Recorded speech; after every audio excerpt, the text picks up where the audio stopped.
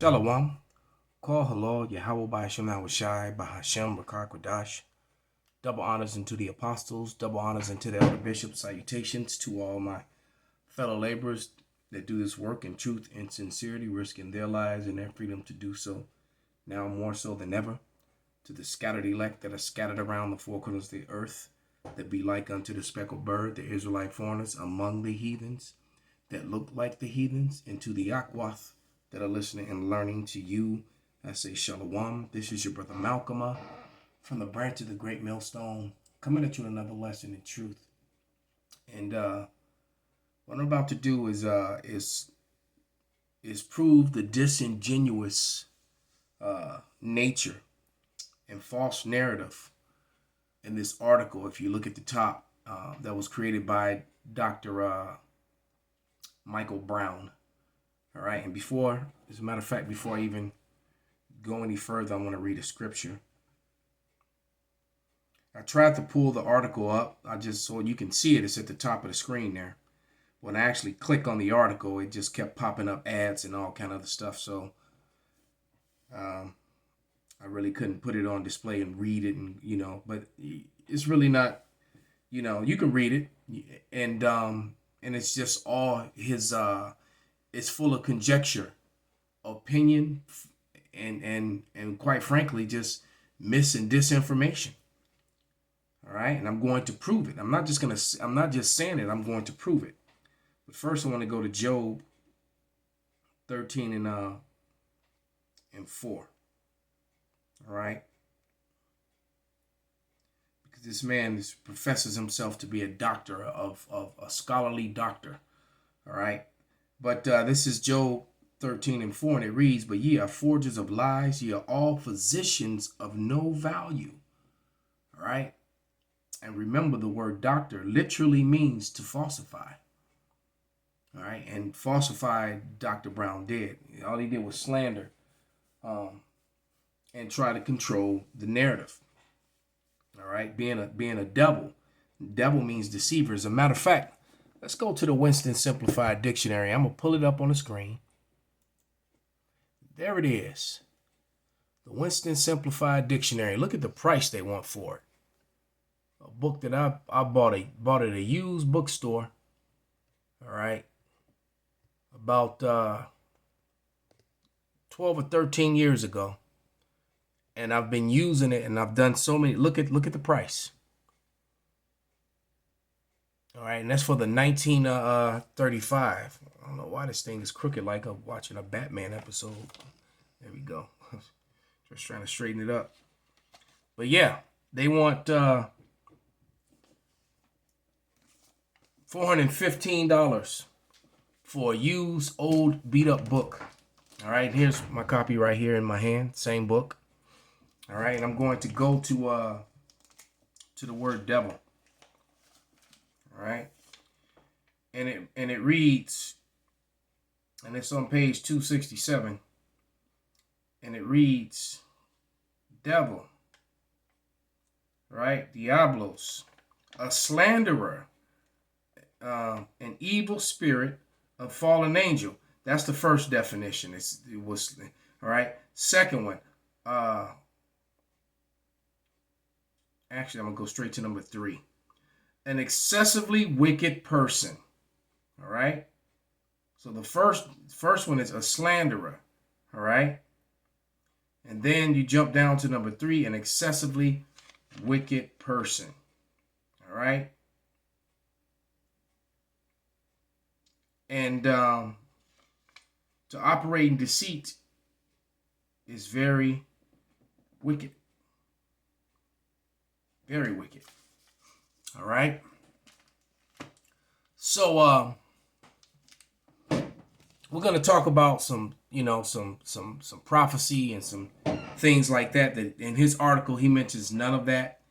He just mentions that Jewish people have records that go all the way back, which completely goes against prophecy. All right.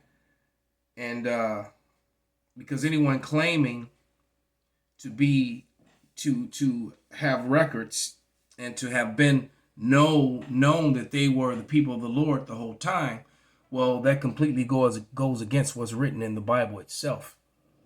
And when I was skimming through his article, I didn't see any scriptures whatsoever, especially any concerning prophecy concerning, the Israelites. And the Israelites, they didn't call themselves Jewish. They did not. Okay? You can do some research on that and see for yourself. All right? There's a few places that's printed in the Bible. But when you do your intensity, Easter is printed in the Bible too. All right? Lucifer is printed in the Old Testament, a Greek word. If in Deuteronomy 23:7, the word Edom is printed there, but when you actually go to the Hebrew manuscript, you find that Edom's not written there. So if you're kind of catching the drift here, that's what we said operates in deceit, the devil. All right, but let's go to Jeremiah. All right.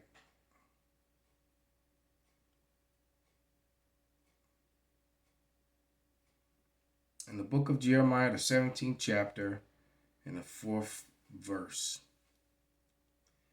And it reads, "And thou even thyself shalt discontinue from thine heritage that I gave thee, and I will cause thee to serve thy enemies in the land which thou knowest not, for ye have kindled a fire in my anger, which shall burn forever." You got to remember the tumult that was made in Psalms 83, that the name Israel will be no more in remembrance.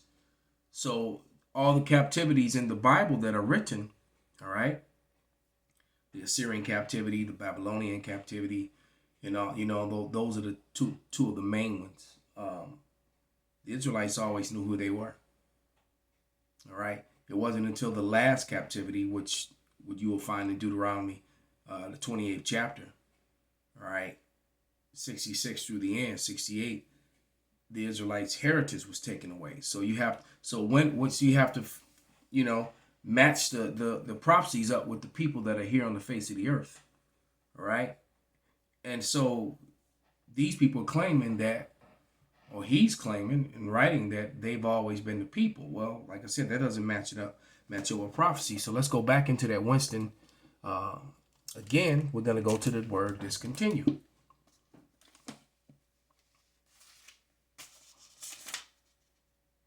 And it's on page 279. And I'm going to read discontinuance. It's just above it, so I'll read it. Might as well. I got it highlighted. It says, see discontinuance, see discontinue. A stopping, a breaking off, a state of being discontinued. But he wrote in his article that they have records and that they've always known who they were. And he's not the first one to say that. Then it's like, really? All right. And it says, synonym, interruption, intermission. All right. Now the actual definition, discontinue. All right. It says, it's from the French, discontinue, the negative, continuer, to continue, to stop, cease doing, put an end to, give up, as to discontinue a subscription to or give up. As to discontinue, I'm Salakia right there twice. As to discontinue a subscription to a magazine. So it says right here to stop, to cease. So the Israelites stopped and ceased from their heritage according to the Holy Scriptures. All right. The Lashawan Kadash, which he makes fun of. All right. Which is the Holy Tongue. Okay. And then he talked about, Aramaic and different African dialects and that whole sort of thing. The Hebrew, the Phoenician form of Hebrew, all right, that the house of David used, all right, because they didn't use the Assyrian. I've been searching. There was no, the house of David never used the Assyrian script. I think that's the reason why he made that article, all right, to try and counter the video that I did on the subject matter, all right. Because I find it strange that they would use the Assyrian script, which was the script that the Northern Kingdom used when they were in slavery. All right, when they were under the Assyrian captivity. But the house of Judah, who they claim that they're the Jews, the house of Judah, they didn't encounter the Assyrians as far as being enslaved under them. And why would they switch from their own Phoenician style of Hebrew, or what the Jewish people call biblical Hebrew, to writing in Assyrian script? It actually makes no sense whatsoever. All right. And the reason being is because Ben Yehudi Eleazar manipulated that, added the dots and the vowels, and they were able to, change spellings and meaning of words. And now that the truth is coming out, this guy is, trying to control the narrative with a very disingenuous article and teachings. All right, his art is being very, very disingenuous. Okay. So let's go to another scripture. All right. Which is, this prophecy is coming to light now. All right. When you think of the dry bones, in Ezekiel, they would have to remember themselves. They'd have to be, that's what the whole dry bones is about. The Israelites being awakened from a dead state. When you are not a people, when you're a persona non grata, you're dead. All right. So, the things that he's teaching and promoting, it's all to feed into the emotions of people and their ignorance and their lack of understanding and information. But it's not lining up with scriptures. And you literally have to take your emotion out, remove emotion from when you read the Bible. And this is basically just Dr. Brown trying to hold on to WS, trying to keep it going. And but let's go to the book of Baruch. This is Baruch 2:30. And it reads, "For I knew that they would not hear me, because it is a stiff-necked people, but in the land of their captivities they shall remember themselves." See, so the Israelites were going to remember themselves in the end of days. Okay? So now let's look at another point that he talked about. All right, because he comes with that false name of black, and the black Hebrew Israelites. But, right here, I have, this is Mayor K. Serling, a Jewish rabbi, a German rabbi. Okay. That's him right there. Born June 17th, 1829, Hanover, Germany. Died April 21st, 1905. In Budapest, Hungary. All right, and this is the book, Christopher Columbus and the Participation of the Jews in the Spanish and Portuguese Discoveries. And in this book, it talks about, it gives up from page 99, because here's the copy of the book in my hand. All right, in this book, from page 99 to page 100. I'm sorry, from page, not 99, but from page 94 to page 100, it talks about Luis de Torres, a blackamoor, all right, a Moorish or a Moreno interpreter, all right. When you talk about Luis de Torres, all right. And it talks about Indians and Israelites. Okay? Indians and Israelites. From page 94 all the way to page 100. As a matter of fact, I got so many notes written on it, but I'll just let you glimpse at it. Luis de Torres, Indians and Israelites. Let's move that.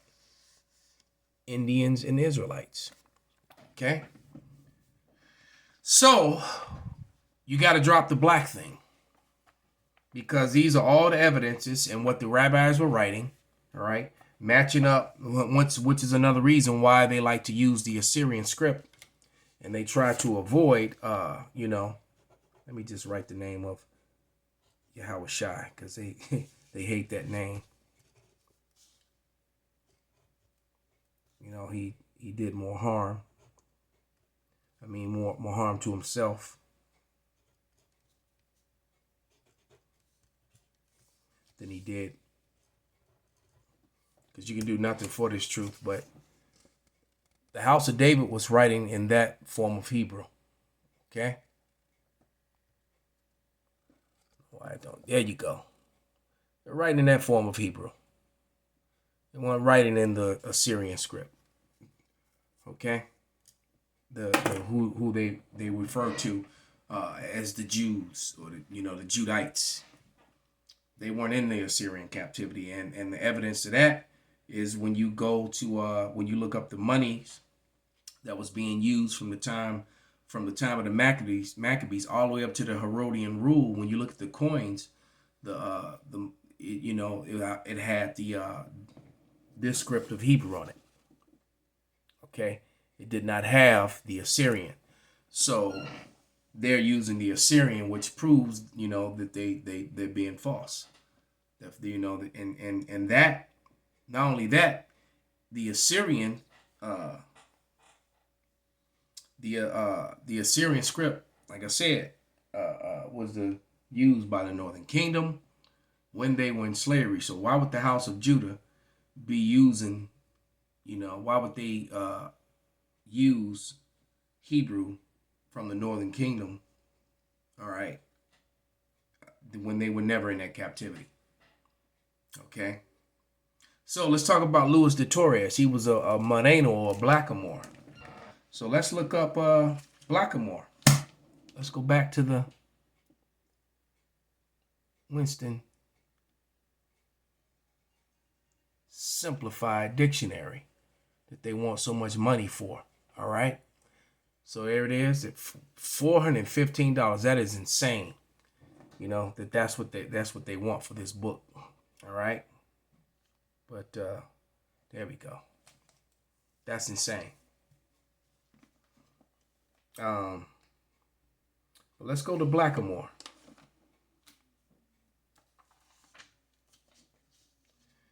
And that's on page 99. And it says, a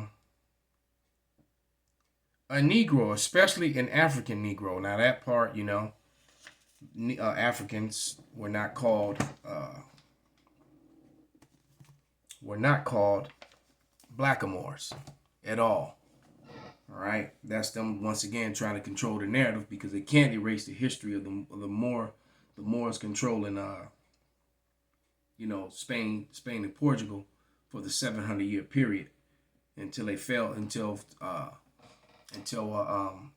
Spain and Portugal fell in 1492, the same year that Christopher Columbus sailed.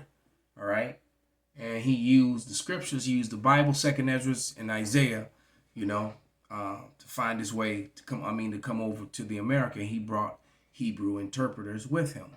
All right, so they knew they were going to encounter people that were speaking Hebrew, and when they got over here, though the Northern Kingdom was in the Assyrian captivity, when they got here on their own, they no longer used the Assyrian script because all over America, you found, the Phoenician Hebrew. All right, which causes a problem because now they would have to admit that they was murdering, killing, and putting in slavery, the people of the book here in the Americas. They would have to admit that. All right, why it's not? Why I just did that? So anyway, let's go to the Young's Bible Dictionary to read the definition of ham. All right. Because he keeps saying black, and then the Blackamoor said, African, and an African, and a Negro are not the same at all. Okay. So let's read this definition of ham. Now, there's a lot of history in the Hasmonean dynasty in this one as well. I wonder if there's any. I'm gonna look for coinage if they have the money in here as well. But All right. Definition of Ham. It's on page 255 and 256. It continues because it's at the bottom. And it says, Ham, a son of Noah, father of Cush, Egypt, Put, and Canaan. See further on each of these four. While they may have all been dark-skinned, which is what swarthy means, all right, they were not the forefathers of the Negroid races, but rather the peoples associated with Egypt in the north of the continent of Africa. Well, they were all over Africa, all right. But it says the Egyptians thought of Canaan as one of their provinces, and Israel is in the land of, Israel was in part of Canaan's territory was where Israel sat, even though Canaan actually set in Asia and not in Africa at all. You got to remember, that's another thing. There's no such thing as the Mideast. That's a made-up term. Where Israel and Palestine, where the land of Canaan sits, is in West Asia. All right. Remember, Asia starts with is right there at the border between Africa and Israel and the Jerusalem, that land. And Asia goes from Israel, from Turkey, from Israel, all the way east to the Bering Strait, over to China and Japan and all those little, Asian islands. All of that is Asia. India, Russia, that's all Asia. Okay, so like we said, they operate in deceit. They lie to cover up things. Okay, so let's go back to that Winston.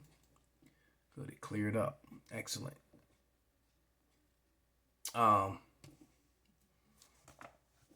So let's grab another definition out of the Winston. Let's go ahead and look up swarthy. All right. While we're at it.